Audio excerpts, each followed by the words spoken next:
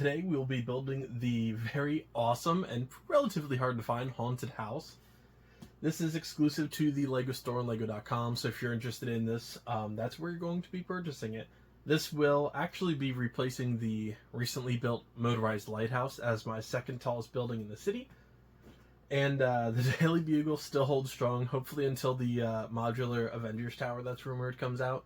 But after the UCS Venator coming soon, God help my wallet. This, I'm building a little bit before October, but this will be pretty much my first build in October and will be the start to my Haunted District for this season. If you're not familiar, I think it was around October, honestly. October and November, right when I recently started this channel, I started like a haunted district in my city by doing the Monster Fighters Castle, which is actually right behind me, and I decided to maybe or maybe not actually keep that in the city. The main reason being, off to the side, and when I'm done here and the build actually starts, you will see it off to the side. It looks different from last time. I actually replaced all of the gray in the right-hand corner, right off the side of my city here, and it's all black base plate aside from one where this guy's going to go right here, and that is pretty much haunted area. It's all black base plate. This one obviously is going to be dark brown, just a little bit different, but given that this is its own thing, I'm going to try and like cobblestone around it. But essentially the haunted district is right now 4 base plates, and I have a whole list of things I would like to do in here. Arkham Asylum, the Mystery Mansion from Scooby-Doo, and the Shrinking Shack. I would like to do a graveyard, just some stuff like that. It is basically Halloween themed. Come December, or I would say late November into early December, I would like to start a winter district, either in the lower level of my city or the top level. Haven't decided yet, but we'll cross that bridge when we get to it. But yeah, so this is the haunted house. This is a modular building, but it's in its own like class. It's not part of like the city lineup or anything like that. This is a one-off, similar to the haunted house, or even the Marvel buildings that are kind of in their own world, but do match as well. This comes in with 3,231 pieces and is about 27 inches tall. So it's not only the second biggest I've ever built in terms of height in here, it is also by far one of the largest. This set retails for $300 or $299.99, at least USD, and it is packed full. As I'm taking out my mouse pad here, it is chopped full of amazing details. Now, right in the back, it does say it is 10 inches, of course, across the bottom because it is one base plate, and it is 26.5 inches tall. So definitely impressive. This is labeled as a haunted house. It's supposed to be more of like a theme park ride, which is definitely a really cool concept. It is battery powered. It does have a light brick as well. You can run it through the powered app. So there's a lot of stuff going on with this, similar again to the motorized lighthouse. Same price, similar build in terms of height and base plate. So these are actually very similar, and it was a toss-up for me. If I say, well, spend $300 between this and the lighthouse, it was close, and thankfully, I only waited 2 weeks to get this one because I'm impatient and I want to start my haunted section. But in here, there's a huge list of actual Easter eggs from other LEGO sets and themes. It reminds me a lot of the Tower of Terror in Disney. That is really what this reminds me of. But yeah, in the future, I know I did talk about it. We were watching Hotel Transylvania recently, just nonchalantly, and I said, you know what? I kind of want to make this into like a Hotel Transylvania theme. So I don't know about this season, or maybe next fall. It's the haunted district is going to be expensive. So I'm going to try and get through it as much as I can, but I would love for this or something similar to be kind of like Hotel Transylvania themed. There is one other haunted house from the Monster Fighter series. It was glow in the dark. It's awesome. I believe it's actually similar in stature to this one. Not as tall, but a little bit bulkier on the bottom as a full base plate. Good luck. I priced them on eBay like two weeks ago or such, just to see, and yeah, you're still spending $400 to $600 on one of those. So just about double this set here. So we'll start with this, and we'll baby step our way to the bigger boys. But yeah, if you're new to the channel, feel free to like, comment, and subscribe. It definitely helps us out a lot. And leave in the comment section any haunted themes that you would like to see implemented into the city. Obviously, there's not a huge plethora of them out there. As for the graveyard, I mean, I'm thinking like Hidden Side combined with Harry Potter, with like Tom Riddle's statue and stuff like that. You have this haunted house, you have the Monster Fighter series, and you have Hidden Side and Scooby-Doo. Those are pretty much the bulk. Obviously, you can do Harry Potter. I want to do the Shrieking Shack. primarily just because it's it's the only building aside from the graveyard that's under 100. So that would be nice for a change. Also, an end goal project. I did just finish putting up my train station and the actual train line. It's working. It's ready to go. I would like to do a train yard using the Monster Fighters glow in the dark ghost train. I forget what it was actually called, like the fright train or something like that. The fright freight or something like that. I would love to add that and have that be a seasonal train almost. I think that'd be really cool. But one project at a time. So without further ado, everybody, thank you again so much for joining us, and I'll see you at the end of the build, folks.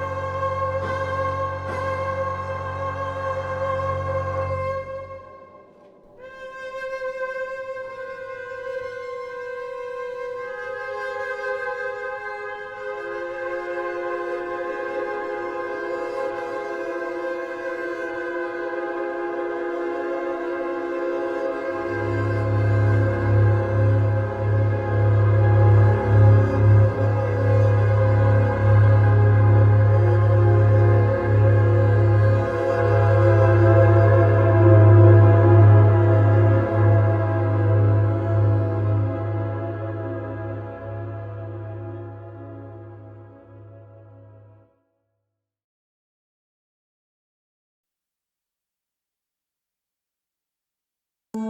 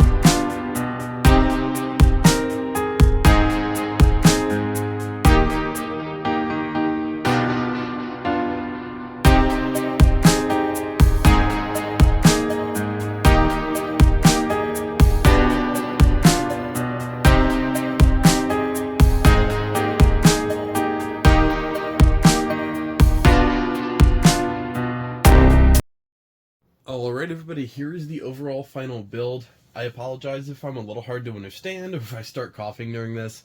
Right after I started building this, I really didn't feel well, and I've had a cold for the past, like, 2 or 3 days, which is why this project actually took me way longer than it probably should have.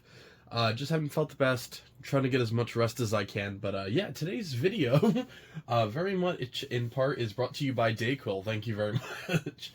But overall, for the actual build itself, this is really, really awesome. Easily one of the most unique pieces that I've ever done. and I'm a huge fan, with one big complaint that I'll get to in the actual bigger part of this review. As always, I will start with the minifigures. This one has a very Karen-like haircut, which I definitely had a nice chuckle about while I was actually building it, but overall some pretty nice colors there, and I actually don't recognize that hairpiece, so that's definitely pretty different. Then you have another minifigure right here, again, some pretty solid hair and some nice colors. This is overall more of like a drearier color set, so it is cool that they went out of their way to do brighter minifigures to actually like offset the darker, duller tones of this set with the minifigures, which is pretty cool. She's a really cool sports jacket on with blue, and then of course the orange sleeves, some details on the back. I really like this minifigure. Very cool. And then last but not least, for the ones before we get to the spooky two here, which I'm very excited to show off as I drop it off the desk. And I suppose I should have actually put all the patrons in one order, but there we are, doing the best I can. We do have another wheelchair minifigure, and I said before, I think this was during the my cat is trying to play with my tripod as I do this. Hi, buddy. I really like that they're trying to do like more inclusive minifigures and stuff, and this one is no exception. I think with the train station, how they have like a wheelchair access ramp, I said that they're doing a little bit more with that. This set came out a couple years ago, and this is like part of that like inclusivity thing, and I think that's really cool. Definitely a really nice feature, cool minifigure, and he also has that scared face, which is pretty neat. And I'll actually go to these two minifigures, which are the Baron of the actual house itself. Manor von Baron is, of course, the actual name, as you can see here and a little bit on the inside. Cool minifigure, has a really neat hat with him, nice tie, all of that good stuff. Missed a piece, apparently. These two, easily my favorite, are creepy. The faces are creepy. It wasn't just me. I asked a couple of people, I'm like, oh, that's a little creepy for a Lego set. I love it. It's awesome. Really goes with the haunted theme. I think they're awesome minifigures. It reminds me a lot of the American Horror Story Asylum posters when that first came out many years ago. If you're not young, or if you're not old enough to watch that show or don't know what it is, that's fine. Wait until you're old enough. It's okay. Or ask mom and dad first. Please don't go and find that show based off of a Lego review. But these remind me a lot of that, like, very creepy character from that show. If you've seen it, you definitely know what I'm talking about. Overall, for the building from the outside, it is awesome. It is intimidating for sure. In terms of, like, the city presence, it is massive. Like, the only thing that feels even remotely close to this is the Daily Bugle. Even the lighthouse that we built right before this, same price, a little bit shorter. It really pales in comparison to just how big this building is. This is awesome. So on the outside, you have a lot of the similar brickwork that you're going to have in pretty much every other part of the castle, and I love that. It's really nice textures all the way throughout. You have a nice combination of these columns on the side. You have a couple little frog charcoal colored statues on the outside, stained glass window. You actually have like labels and family crests, a couple awesome lanterns. You have some plant work right in front. Of course, you do have a little graveyard. You got a couple plants, some vines, and then a couple tombstones, one labeled pumpkin, and then a bigger tombstone with a bat on it. As you rotate around the side, and like, it is just a thick building. Like, the actual techniques in it, I loved it. This was awesome. Really nice windows as well. You have a massive amount of windows on this building, which is definitely pretty cool. As you ascend more up inside the tower itself, you have a lot of this like really nice black work on the outside, offsetting the green, the brown, the gray, and then the lighter versus dark brown as well. It's just a really nice contrast of colors as you go up and down. Definitely a big fan of that here. And then I will show off the back, which is sort of the engine of everything. This is a huge chain that actually goes in and out. I did skip building this for the review. It's like 149 pieces that just overlap, and it drove me insane. I'm not gonna lie to you. This is definitely one of the more frustrating things that I've ever built for Lego. One piece just kept snapping, and it was driving me nuts, and I couldn't find a spare, and it was just driving me crazy. So this very delicate, be careful when you're building this. I'm not sure if maybe it was just me being sick and not knowing what I'm doing too well, but you see all of these mechanisms on the back here. Right here is actually going to be your brake lever for what I'm going to show off in the middle, and this is of course the crank on the side, again for what I'm going to show off in the actual build. As we move it around, let's get to the inside, everybody. I'll do my best to show all of this off in one straight line.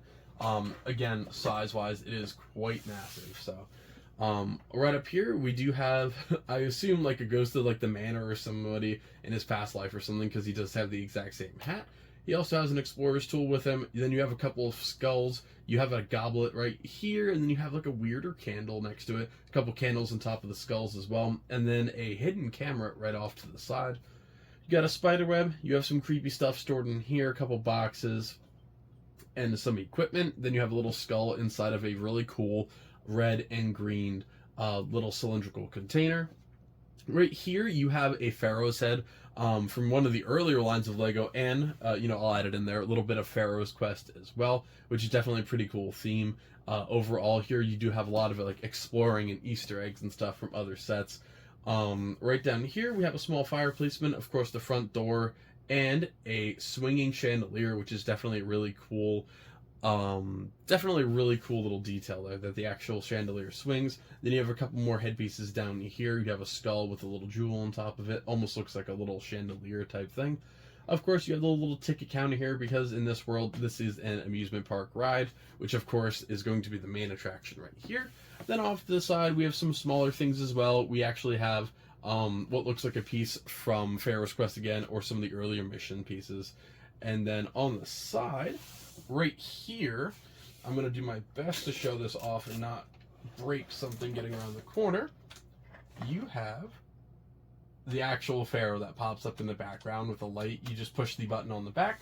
And then, of course, one of my favorite pieces in this set is a huge actual organ down here. It is beautiful. Really cool building techniques, really detailed. I absolutely loved it. And then a couple shovels, a pickaxe, and some stuff like that off to the side. Right here, you also have two like jackal heads or Anubis heads. I think they actually do call them Anubis, but mythology nerd, it's a jackal. But whatever. Now, for the actual piece de resistance here, we do have this piece. So this is a huge tower, very similar to the Tower of Terror in terms of the Disney ride. And in the back, you do have, see if I can do this properly, the actual lever to turn everything. Let me get a hold of this real quick.